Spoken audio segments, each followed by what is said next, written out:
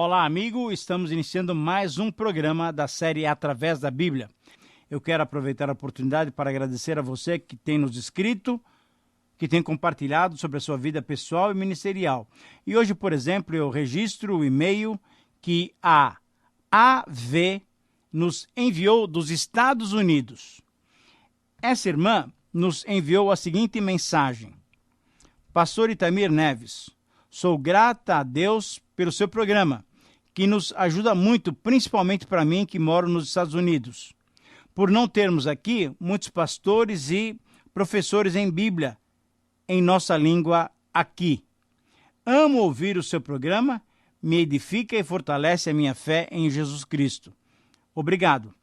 Mas a minha questão é a seguinte: conversando sobre a Bíblia com os irmãos, um deles me disse que o diabo e os anjos decaídos não conheceram Jesus no céu.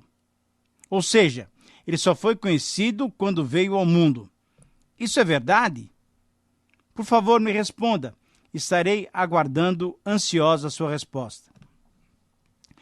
Querida irmã, muito obrigado pelo seu e-mail. Eu quero cumprimentá-la, em primeiro lugar, pela disciplina de reservar diariamente um tempo para o estudo da Palavra de Deus. Quanto à sua pergunta, conforme lhe respondi já pelo e-mail, o Senhor Jesus Cristo, sendo Deus Criador, ele participou integralmente de toda a criação. Portanto, ele é conhecido de todas as suas criaturas desde o início. Lúcifer, um anjo criado, e todos os anjos rebeldes conheciam Jesus, sim, e foram derrotados por ele desde a eternidade. Mas certamente, quando Jesus veio ao mundo como Deus encarnado, o diabo o conheceu. E apesar das suas diversas tentativas, Jesus o derrotou, vamos dizer assim, mais uma vez. Não teve duas derrotas, mas Jesus o derrotou historicamente na cruz do Calvário. E a grande e boa notícia para todos nós é que essa vitória está disponível a nós pela fé em Jesus Cristo. Querida irmã, como o nosso desejo é ver essa rede de amigos que amam estudar a palavra de Deus aumentar diariamente, nós temos convidado, e eu quero convidar você e a tantos outros que estão me ouvindo nesse momento, a divulgarem o programa e intercederem por nós. Para isso mesmo, eu quero convidar a todos a, nesse momento, elevar os nossos pensamentos ao nosso Deus. Pai querido, obrigado, porque temos a vitória em Jesus Cristo, porque Satanás foi completamente derrotado na cruz do Calvário. Obrigado, Pai, pela salvação que o Senhor nos concede em Jesus Cristo.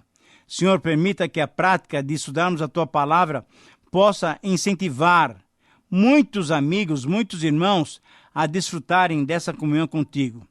Abençoa as nossas famílias, abençoa essa nossa querida irmã que está tão longe aqui do Brasil, que o Senhor possa lhe abençoar lá nos Estados Unidos. Derrama a Tua bênção sobre cada um dos nossos ouvintes que agora oramos diante do Senhor. Que a Tua Palavra seja efetiva para nós durante o programa de hoje. Nós oramos pedindo perdão dos nossos pecados, em nome de Jesus. Amém. Fortalece a fé, conhecer nosso Deus.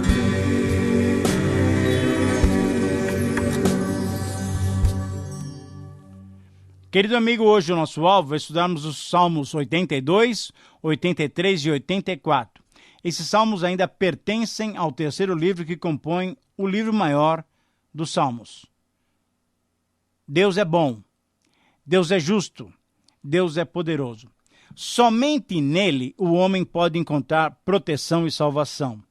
Ele estabelece e sustenta os justos e fiéis, e espalha e derruba os perversos e ímpios. Esses salmos destacam os dois lados da justiça divina. Ele defende os inocentes e repreende aqueles que desrespeitam os seus princípios de retidão. No Salmo 84:12 nós lemos: Ó Senhor dos exércitos, feliz é o homem que em ti confia. Para todos, Deus oferece a esperança de participar da sua misericórdia e benignidade. Diante disso, espero que você esteja com seu coração aberto para estudar esses salmos, pedindo a Deus que revele o seu querer para a sua vida. No Salmo 82, nós temos considerado o título apropriado para ele, essa frase: uma oração ao único juiz justo.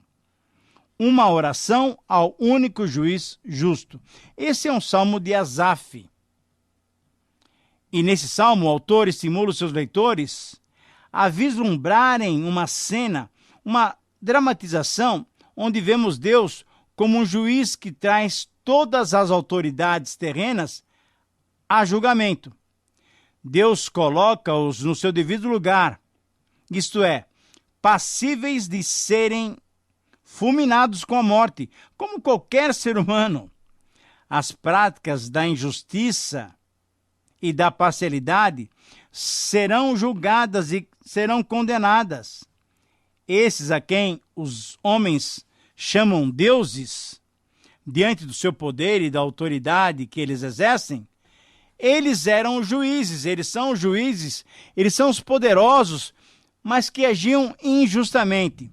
Diante de Deus, o Supremo Juiz, todos serão julgados. O tema do Salmo, então, é exatamente esse. O justo juiz, o Deus justo, julga os juízes da terra. A imagem que esse Salmo transmite é de uma grande reunião em que todos os soberanos, todas as autoridades, os poderosos da terra estão diante do trono de Deus. Nós já nos referimos a isso. Agora, estão diante do trono de Deus para quê? Para prestar contas dos seus feitos, de como usaram ou abusaram da autoridade que lhes foi concedida. Eu gostaria que você se lembrasse muito bem de Romanos 13:1. Porque ali, Paulo nos diz que toda autoridade, entenda bem, toda autoridade emana, vem de uma autoridade maior, isso é, do próprio Deus. Então, esse termo deuses, no verso 1, pode referir-se também a outras divindades, mas certamente ele se refere a essas autoridades humanas que até de uma forma irônica são chamadas de deuses. Essas autoridades estão diante do grande trono, diante do grande, soberano e único Deus verdadeiro. E por isso o clamor do salmista é que Deus, o juiz justo, julgue todos esses que têm autoridade, mas que não estão exercendo-a de uma maneira correta. O desafio do Salmo para nós é que diante das injustiças dos que deveriam ser justos, é urgente clamarmos a Deus por sua infalível justiça. Eu repito, veja bem, quando nós temos como um dos últimos recursos a justiça humana, mas quando essas justiças humanas, quando essas autoridades humanas são injustas, o que nos resta? Por isso o desafio do Salmo é, diante das injustiças dos que deveriam ser justos, é urgente clamarmos a Deus por sua infalível justiça. O Salmo nos apresenta 5 divisões. E no versículo 1, nós temos a primeira divisão mostrando por que clamamos. Clamamos a Deus porque quem estabelece o verdadeiro julgamento, quem é? É Deus, exatamente. Deus é o justo juiz. Deus estabelece o seu julgamento no meio dos juízes. Como dissemos, a palavra hebraica Elohim é traduzida frequentemente por deuses. Agora, essa mesma palavra pode ser usada, e muitas vezes é usada, para identificar as criaturas que exerciam as funções de juízes, que tinham autoridade. Porém, o destaque aqui é que todos eles estão diante de Deus e Deus os julgará a todos. Querido amigo, saiba disso. Não há ninguém fora que não se submeta ao verdadeiro julgamento de Deus. Em segundo lugar, nos versículos 2 a 4, clamamos a Deus porque os juízes humanos julgam injustamente. Era dever deles julgar, proteger as vítimas inocentes e castigar os malfeitores, mas o que eles fizeram? Exatamente o contrário. Agora, não é isso que nós vemos aqui no nosso país também, muitas vezes? Julgamentos que o povo clama por uma certa maneira de procedimento, mas os trâmites da justiça levam os culpados, aqueles que não agiram corretamente, a serem soltos, a serem libertos. Ah, querido amigo, Deus um dia julgará todos esses injustos. Em terceiro lugar, no versículo 5, clamamos a Deus porque os juízes humanos estão cegos. E quando eles estão cegos, a terra é abalada. Os juízes que não governam com retidão, as autoridades, os governadores que se mostram estáveis, ao invés de promoverem a estabilidade do povo, deixam a terra totalmente abalada. Logicamente, o salmista está usando uma hipérbole, mas a ideia é essa: a terra fica sem governo, porque aqueles que deviam estar governando corretamente são os primeiros a serem injustos. Em quarto lugar, nos versículos 6 e 7, clamamos porque, mesmo sendo poderosos, todos os injustos morrerão como os outros. Essa é uma verdade infalível, inevitável, inexorável.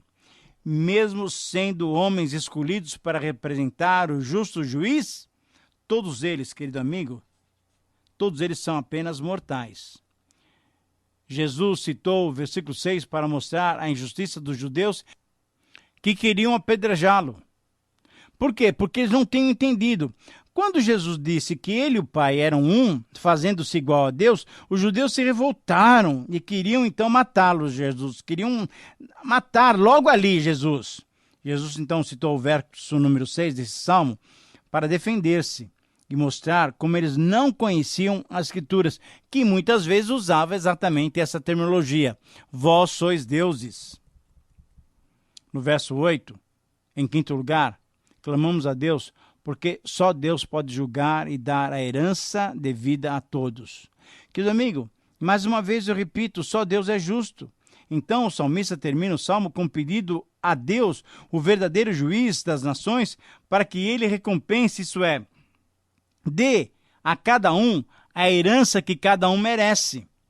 Sendo um Deus justo, ele sabe muito bem recompensar, dar a herança certa a cada um conforme o desenvolvimento das suas tarefas.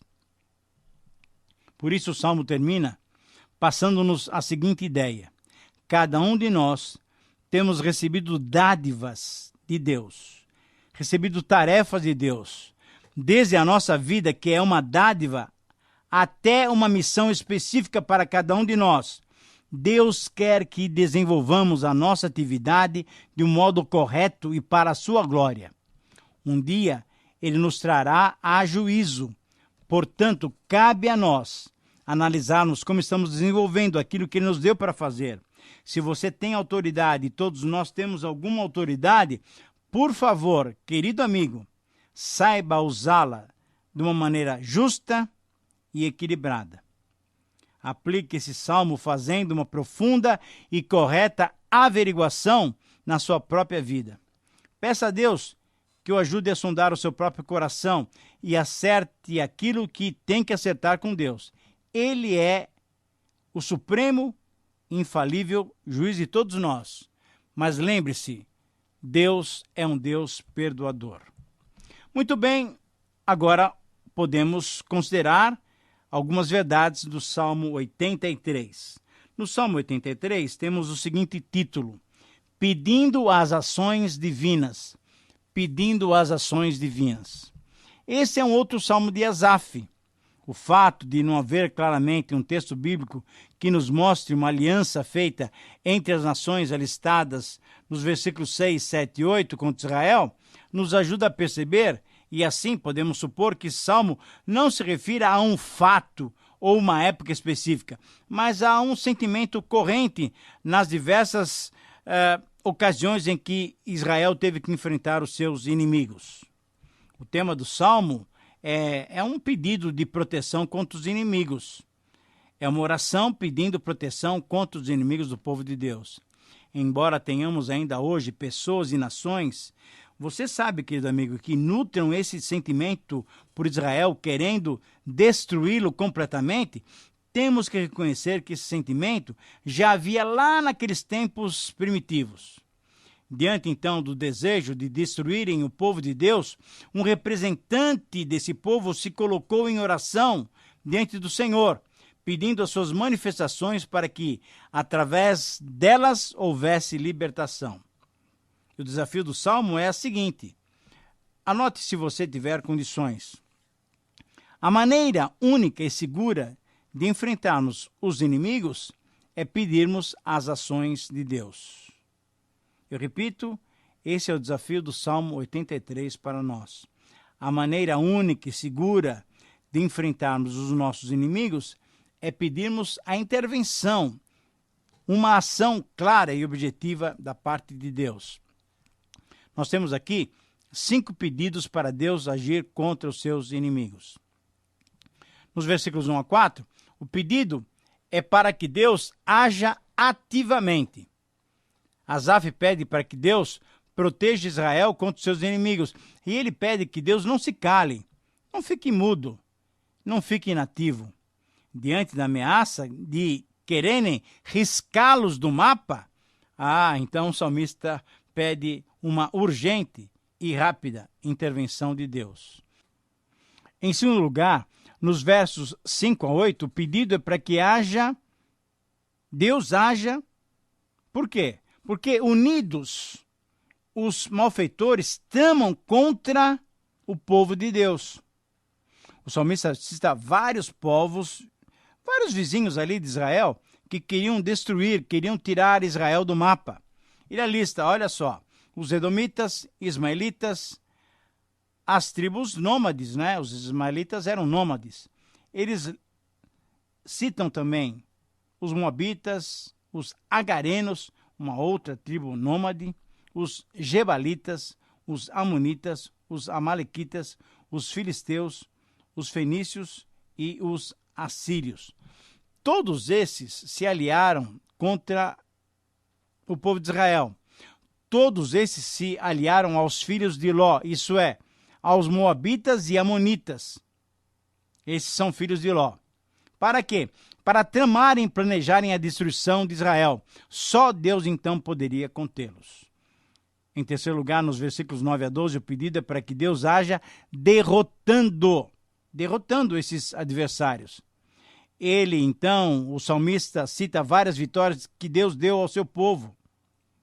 Pediu, então, que ele, mais uma vez, derrotasse esses inimigos, assim como ele fizera anteriormente. E você pode se relembrar de Juízes capítulo 7 e capítulo 8. Ele derrotou os midianitas, ele derrotou Oreb, Zeeb, Zebá, Zalmuna. Em Juízes 4, ele derrotou Sísera e Jabim. Todos esses foram derrotados por Deus através do exército de Israel. E por isso o salmista pede, Senhor, haja novamente assim, dessa maneira, que eles não possam se apoderar das tuas habitações. Em quarto lugar, o pedido é para que Deus haja desestabilizando-os. O salmista pede a justiça divina contra esses inimigos, fazendo-os como folhas ao vento, isso é, jogados de um lado para o outro, sem qualquer controle. Esses inimigos deveriam ter medo das poderosas manifestações de Deus. E em quinto lugar, esse pedido, nos versículos 16 a 18, é para que Deus haja, para que eles reconheçam, enfim, quem é Senhor. Reconheçam o senhorio de Deus. Nos versículos 16, 17 e 18, o salmista tem esse objetivo, um objetivo muito maior do que só a punição. Ele quer que os seus inimigos, enfim, entendam quem é que manda, quem é o grande Senhor. E o grande Senhor é Deus. Querido amigo, temos que lembrar, para concluir esse salmo, que nós estamos seguros nas mãos de Deus. Os homens devem saber que não é sábio, não é seguro se colocarem contra Deus e contra o seu povo. Por quê? Quando Deus age, os seus inimigos são tragados como por um redemoinho. Essa segurança que só pode ter quem de fato pertence ao povo de Deus. Aplique essa mensagem a você, querido amigo, fazendo uma verificação de onde você coloca a sua segurança. Quais são as âncoras da sua fé? Você está sustentado no quê? Lembre-se bem, diante de Deus valem apenas a fé e a graça.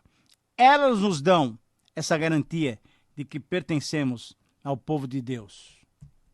Muito bem, quase chegando ao final do programa, podemos olhar agora para o Salmo 84. Anseio pela presença de Deus. Anseio pela presença de Deus. Esse é um salmo muito bonito e ele é muito cantado, inclusive. O salmista canta dizendo que ele tem anseio por estar nos átrios do Senhor. Esse salmo provavelmente é da autoria dos filhos de Coré. Eles formavam um coral de levitas, nomeados por Davi para adoração no templo. E assim, então, durante muitos séculos, eles se tornaram os cantores do culto a Deus. E aqui, então, eles cantam esse hino pela presença de Deus, de ter comunhão com Deus, de ter comunhão nos átrios do Senhor. Lembrando que naquele tempo, os átrios do Senhor simbolizavam o quê? O templo, o tabernáculo. E ali, então, o povo entendia, e era simbolizado, que a presença do Senhor estava por causa da arca.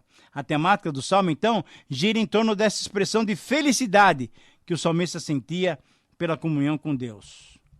Nós entendemos que o desafio do Salmo para nós é o seguinte: o grande e único anseio do servo fiel é ter comunhão com o seu Deus. Eu repito, e eu espero, querido amigo, que aqui você já perceba que você está dentro dessa categoria de servo fiel. Por quê? Porque o grande e único anseio do servo fiel é ter comunhão com seu Deus. Espero que você anseie grandemente por ter comunhão com Deus. Em termos de divisões, nós encontramos as seguintes divisões aqui. Desejo de estar nos tabernáculos do Senhor, porque eles são amáveis. Versículos 1 e 2. Versículo 3. Os altares da casa do Senhor são acolhedores. Em terceiro lugar, versículos 4 a 7. A casa do Senhor desperta louvores. Em quarto lugar, versículos 8 a 11. As portas da casa do Senhor se abrem para nos abençoar. Por isso nós queremos estar na presença do Senhor. E em quinto e último lugar, o verso 12 nos mostra que a confiança no Senhor concede felicidade. Feliz é o homem que confia no Senhor dos exércitos. Querido amigo, enquanto o salmista tinha prazer por estar na casa do Senhor, nós não precisamos mais fazer essa oração, sabendo que a casa do Senhor agora somos eu e você, somos nós que formamos o corpo de Cristo, o templo de Deus. Ele habita em nós, nós podemos adorá-lo em espírito e em verdade. Por isso, o grande anseio do servo de Deus é ter comunhão com o nosso Deus.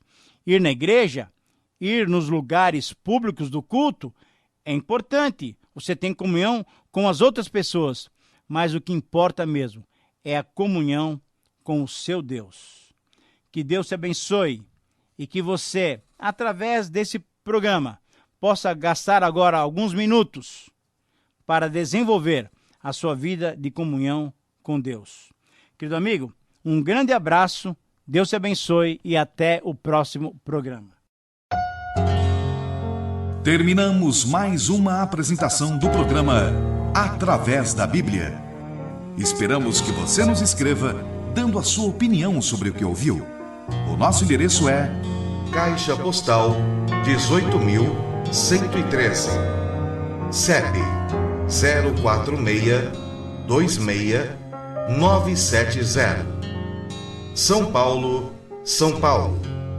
ou pelo e-mail através da Bíblia @transmundial.com.br. Este programa foi produzido nos estúdios da Transmundial.